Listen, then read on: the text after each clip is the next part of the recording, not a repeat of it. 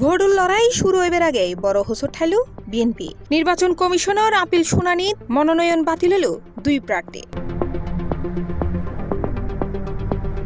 চট্টগ্রাম 2 আসনের সরওয়ার আলমগীর এবং কুমিল্লা 10 আসনের আব্দুল গফুর ভূঁইয়ার মনোনয়ন বাতিল করছে ইসি। রবিবার রাজধানী নির্বাচন কমিশন ভবনত দিনভর চলনের রুদ্ধশ্বাস আপিল শুনানি উড়িয়াইয়ে এই চাঞ্চল্যকর সিদ্ধান্ত।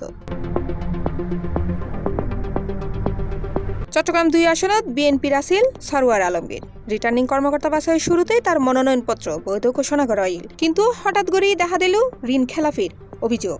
তার মনোনয়নপত্র বৈধতারে চ্যালেঞ্জ করে নির্বাচন কমিশনত আপিল করা হইলে শুনানি শেষে অভিযোগ প্রমাণিত হয়। ফলে ঋণ খেলাপি অনর দায়ে বাতিল হয়ে যায় তার প্রার্থিতা।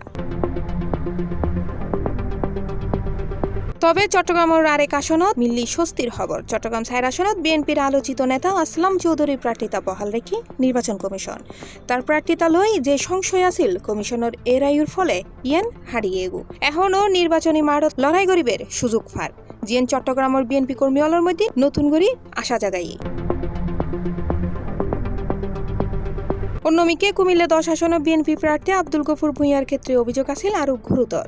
তার বিরুদ্ধে দ্বৈত নাগরিকত্বের অভিযোগ আনি আপিল করা হয়। সংবিধান অনুযায়ী দ্বৈত নাগরিক হলে সংসদ নির্বাচনত অংশ লইতে পারত না।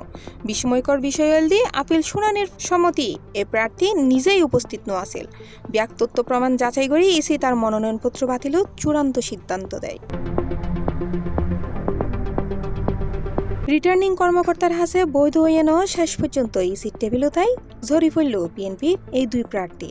তবে কমিশনের এই সিদ্ধান্তের বিরুদ্ধে ক্ষুব্ধ প্রার্থী হলে চাইলে উচ্চ আদালতের ধারস্থ হইতে পারিব। নির্বাচনে উত্তাপর এই মৌসুমত আদালতের চূড়ান্ত রায় কি হয় এখন এনদি চাই আছে দেশবাসী।